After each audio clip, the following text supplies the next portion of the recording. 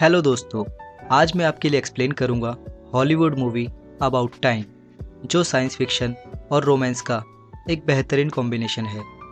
इस कहानी को हम मूवी के मेन कैरेक्टर टिम के पर्सपेक्टिव से समझेंगे। तो चलिए बिना कोई समय गवाए कहानी शुरू करते हैं। हाय, मैं हूँ टिम। ये है मेरी माँ मैरी, जो बहुत प्यारी है। ये है मेरे डैड जेम्स, जो बहुत कूल हैं। 50 की उम्र में डैड ने अपनी जॉब से रिटायरमेंट ले ली और अब इनके पास वक्त ही वक्त है। ये है मेरे मामा डेसमंड, जिनका ऊपर का माला खाली है लेकिन दिल बहुत साफ। एंड फाइनली फैमिली की जान, मेरी छोटी बहन कैथरीन। हम सब इसे प्यार से किट कैट और केटी बुलाते हैं। मेरे 21 का होने के बाद भी हम हर रोज़ बीच पर चाय पीते थे, हर वीकेंड पे मूवी देखते थे। अब की बार न्यू ईयर पार्टी में केटी को उसका प्यार जिमी मिला, लेकिन मेरे लिए वो पार्टी एकदम बकवास थी। अगली सुबह डैड ने मुझे बुलाया और हमारी फैमिली का एक सीक्रेट मुझसे शेयर किया कि हमारी फैमिली के सारे मर्द 21 का होने के बाद टाइम ट्रेवल कर सकते हैं। ये सुनकर मेरा मुंह खुला का खुला रह गया। उन्होंने बताया कि हम अतीत में जा सकते हैं लेकिन फ्यूचर में नहीं। मुझे लगा कि डैड मुझसे कोई मजाक कर रहे हैं, लेकिन उन्होंने आगे बताया कि टाइम ट्रैवल करना बहुत आसान है। तुम्हें बस एक अंधेरा कमरा, कोई बड़ी अलमारी या बाथरूम में जाकर अपनी मुट्ठी बंद करनी है और आंखें बंद करके बस उस वक्त को याद करना है और तुम उसी समय में पहुंच जाओगे और बिल्कुल इसी तरह वापस भी आ जाओगे। मैंने इसे आजमा कर देखना चाहा। मैं तुरंत अपनी अलमारी में गया और अपनी मुट्ठी और आंखें बंद करके लास्ट नाइट की न्यू ईयर पार्टी के बारे में सोचा। जैसे ही मैंने आंखें खोली तो मैंने देखा कि मेरे कपड़े बदल चुके थे और मैं पार्टी वाले समय में पहुंच चुका था। अब की बार मैंने पार्टी में कोई गलती नहीं दोहराई। फिर मैं अलमारी में गया और अपने समय में वापस लौट आया। डैड ने मुझे आगे बताया कि ये हमारा फैमिली सीक्रेट है, इसके बारे में तुम्हारी मॉम तक को नहीं पता। उन्होंने मुझे आगे समझाया कि इन शक्तियों का कभी भी गलत इस्तेमाल नहीं करना। मैंने उनसे कहा कि मैं इसका इस्तेमाल प्यार पाने के लिए करूँगा। गर्मी की छुट्टियों में केटी का बॉयफ्रेंड जिमी और उसकी कज़न शार्लेट 2 महीने के लिए हमारे घर पर रुकने के लिए आए। शार्लेट बहुत खूबसूरत थी, मुझे वो बहुत पसंद थी। इन 2 महीनों में हमने खूब मस्ती की। हम बीच पर चाय पीते थे, वॉलीबॉल खेलते थे।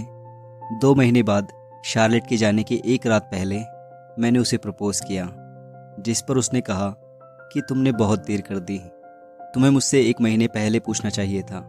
ये तो मेरे लिए बायां हाथ का खेल था।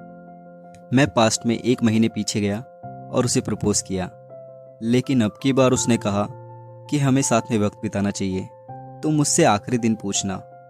मैं समझ चुका था कि उसे मुझ में इंटरेस्ट है ही नहीं। उस दिन मुझे एक सबक मिला कि टाइम ट्रैवल से भी आप किसी के दिल में प्यार नहीं जगा सकते। इसके कुछ टाइम बाद मैं लंदन चला गया, वकालत में अपना करियर बनाने और अपने लिए एक गर्लफ्रेंड ढूंढने।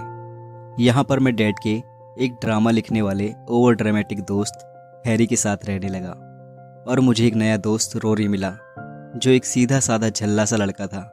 और ऐसे ही 6 महीने बीत गए। एक दिन मेरे होम टाउन का एक दोस्त जे मुझे एक रेस्टोरेंट में ले गया, जहाँ मुझे एक लड़की मैरी मिली। अब क्योंकि मेरी माँ का नाम भी मैरी था, तो मुझे बातें बनाने का मौका मिल गया और आखिरकार मैंने उसका नंबर ले ही लिया। मैं बहुत खुश होकर घर लौटा, लेकिन आज हैरी अंकल बहुत फ्रस्ट्रेटेड थे, क्योंकि आज उनका पहला नाटक था जो कि बुरी तरह फ्लॉप हो चुका था, क्योंकि नाटक का एक एक्टर अपनी लाइंस भूल गया था। हैरी अंकल के एहसान थे मुझ पर, इसलिए मैं बिना सोचे समझे टाइम ट्रैवल करके हैरी अंकल के नाटक में गया और बैक स्टेज पे जाकर एक्टर को उसकी लाइंस लिख कर दिखाता रहा, जिसकी वजह से हैरी अंकल का नाटक सक्सेसफुल रहा। शाम को हैरी अंकल ने एक पार्टी दी और अब वो बहुत खुश थे। अब मैंने मैरी को फ़ोन करना चाहा, लेकिन मैंने देखा कि उसका नंबर तो मेरे फ़ोन में था ही नहीं। दरअसल हैरी अंकल के नाटक और मैरी से मेरी मुलाकात दोनों का समय एक ही था, जिसकी वजह से हमारी मुलाकात हुई ही नहीं। मैं भागकर उसी रेस्टोरेंट में गया, लेकिन वो जा चुकी थी। कुछ दिनों बाद मैंने न्यूज़पेपर में देखा कि मैरी की फेवरेट मॉडल केट मॉस की ड्रेसेस का फैशन गैलरी वीक चल रहा है। मुझे पूरा यकीन था कि मैरी मुझे यहाँ ज़रूर मिलेगी। 3 दिन तक वेट करने के बाद मुझे आखिरकार मैरी अपने एक दोस्त के साथ दिखाई थी। उससे बात करने के लिए मैंने केट मॉस का सहारा लिया। फिर हम तीनों कैफेटेरिया में जाके चाय पीने लगे। तभी वहाँ मैरी का बॉयफ्रेंड आ गया, जो कि 1 हफ्ते पहले ही उससे मिला था। मैंने उनसे पूछा कि वो दोनों कब और कहाँ मिले। मैरी ने बताया कि वो दोनों एक बोरिंग सी पार्टी में मिले थे। मैंने बड़ी चालाकी से उस पार्टी का एड्रेस और टाइमिंग पता कर ली। फिर मैं टाइम ट्रेवल करके उस पार्टी में पहुंचा। मैंने मैरी को बालकनी में खड़े देखा। मैं उसके पास गया और ख़ुद को इंट्रोड्यूस किया। जैसे ही उसने अपना नाम मैरी बताया तो मैंने बोला, वाह, ये तो मेरी मॉम का नाम है। फिर मैं केट मॉस की तारीफ़ बिल्कुल वैसे ही करने लगा जैसे उसने मुझसे पिछली बार की थी, जिससे वो थोड़ी इम्प्रेस हो गई। फिर मैंने उससे कहा कि बुरा मत मानना, लेकिन तुम्हें देखकर लग रहा है कि तुम इस पार्टी में बोर हो रही हो। क्यों ना हम कहीं बाहर चलें। हमने साथ में डिनर किया और खूब बातें की। उसके बाद मैं उसे घर छोड़ने आया। मैरी ने मुझे अपने घर में इनवाइट किया। इसके बाद हमने कुछ हसीन लम्हे साथ में गुजारे। इसके बाद मेरी ज़िंदगी पूरी तरह बदल चुकी थी। हम साथ में बहुत मस्ती करते थे। मेरी बहन केटी, जो लंदन में ही जॉब करती थी, उसकी भी मैरी से खूब पटती थी। अब मैं मैरी के घर में शिफ्ट हो चुका था। कुछ दिन बाद मैरी के मॉम डैड हमसे मिलने आए। मैं थोड़ा घबराया हुआ था, इसलिए मैरी के मॉम डैड के सामने मेरा इंप्रेशन ख़राब हो गया। लेकिन मैं समय में पीछे गया और मैरी के मॉम डैड को इम्प्रेस कर दिया। कुछ दिन बाद मैं अपने दोस्त रोरी के साथ एक प्ले देखने गया, जहां मुझे शार्लेट मिली। उसने मुझसे साथ में डिनर करने के लिए पूछा। बातों ही बातों में शार्लेट ने मुझसे कहा कि काश मैंने उस दिन हाँ बोल दिया होता, शायद अब वो मुझे पसंद करने लगी थी। डिनर के बाद मैंने शार्लेट को उसके घर छोड़ा और सीधे मैरी के पास पहुंचा। वो सो रही थी। मैंने उसे जगाया और शादी के लिए प्रपोज कर दिया। मैरी ने थोड़ा सोचा और हाँ कर दी। इसके बाद मैं उसे अपने होम टाउन लेके आया अपने मॉम डैड से मिलाने। मेरी मॉम को मैरी बहुत पसंद आई। यहाँ मुझे केटी भी मिली, जो कुछ उदास थी। दरअसल जिमी से उसका ब्रेकअप हो चुका था, लेकिन फिर भी मैरी को यहाँ देखकर वो बहुत खुश हो गई।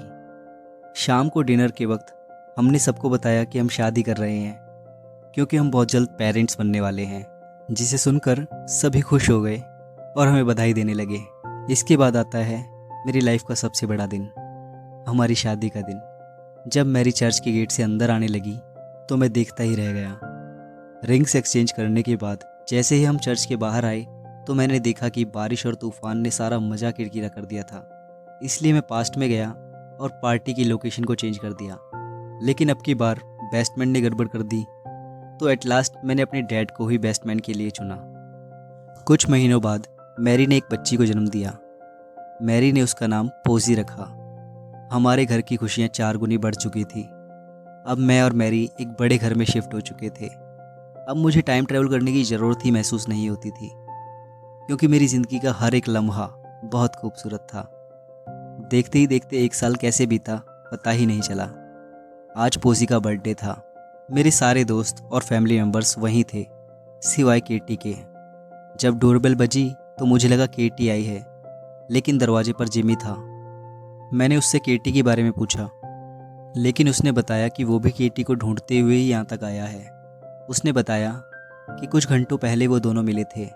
केटी ने पी रखी थी और उनका झगड़ा हुआ, जिसके बाद वो गुस्से में गाड़ी में बैठी और यहाँ आने के लिए निकल गई। दरअसल केटी की कार का एक्सीडेंट हुआ था और वो हॉस्पिटल में थी। मैंने जिम्मी से एग्जैक्ट टाइम और जगह पता की जहाँ वो दोनों मिले थे, और अब की बार मैं खुद ड्राइव करके उसे ले आया। इस तरह से मैंने उसका एक्सीडेंट होने से टाल दिया, लेकिन उसका दिल टूटने से नहीं बचा सका। हर पल चहकने वाली केटी अब उदासी में जीने लगी थी।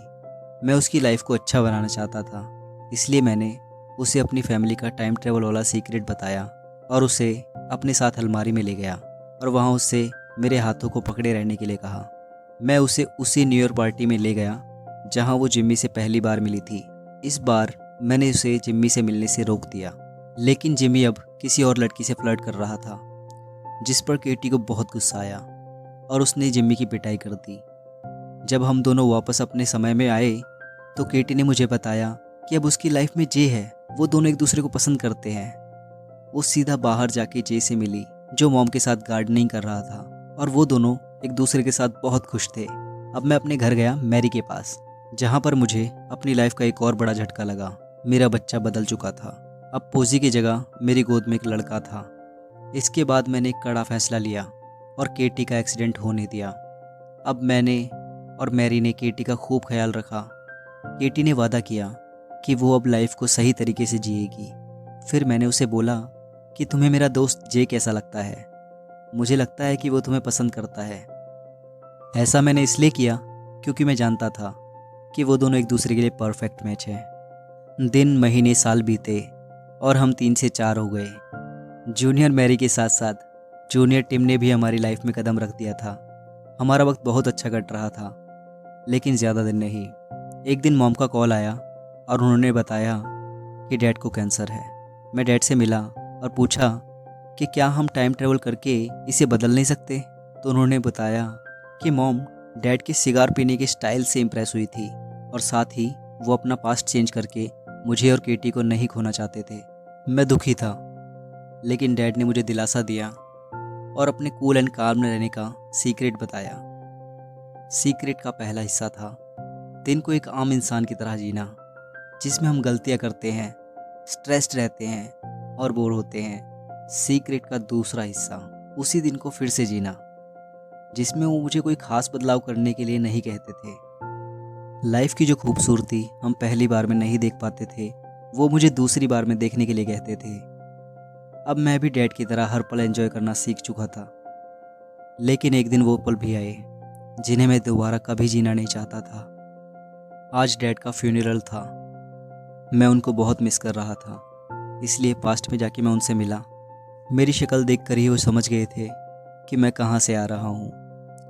उन्होंने मुझसे पूछा, डेस्मंड अंकल का सूट कैसा है और क्या हमने उनका फेवरेट म्यूज़िक रिकॉर्ड प्ले किया। उन्होंने मुझे अपने पास बिठाया और अपनी फेवरेट नॉवल पढ़कर सुनाने लगे। कहते हैं कि वक्त किसी के लिए नहीं रुकता, जो आता है एक दिन उसे जाना ही पड़ता है। लेकिन खुशकिस्मती से मेरे साथ ऐसा नहीं था।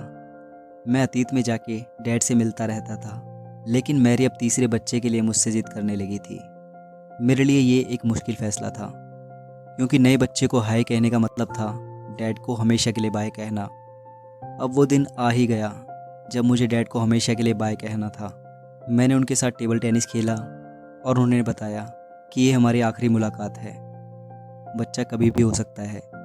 मैंने उनसे पूछा कि क्या मैं उनके लिए कुछ कर सकता हूँ, जिस पर उन्होंने मुझसे कहा कि वो एक बार मेरे साथ मेरे बचपन में जाना चाहते हैं। उन्होंने मुझसे कहा कि अगर हम सावधानी बरतेंगे तो कुछ नहीं बदलेगा। डैड मुझे मेरे बचपन में लेके गए और हमने वहाँ खूब एंजॉय किया। प्रेजेंट में हमारी लाइफ अच्छी चल रही थी। किटकैट भी एक बच्चे की माँ बन चुकी थी। और बात करें मेरी, तो मैंने टाइम ट्रैवलिंग से एक बहुत ज़रूरी चीज़ सीखी है। इसमें मैं अपने डैड से भी एक कदम आगे जा चुका हूँ। अब मैं कभी टाइम ट्रैवल नहीं करता, बल्कि हर दिन को अपने डैड के सीक्रेट के दूसरे हिस्से की तरह जीता हूँ। हर छोटी चीज़ में खुशी ढूंढता हूँ। देखा जाए तो हम सब टाइम ट्रैवल ही तो कर रहे हैं। ज़िंदगी के हर दिन हमें अपना बेस्ट देना चाहिए और ज़िंदगी को काटना नहीं, जीना चाहिए। इसी ब्यूटीफुल मैसेज के साथ ये मूवी यहीं ख़त्म हो जाती है। अगर आपको ये वीडियो पसंद आया हो तो प्लीज़ वीडियो को लाइक एंड शेयर करें और ऐसी ही मज़ेदार एक्सप्लेनेशन देखते रहने के लिए चैनल को सब्सक्राइब करें।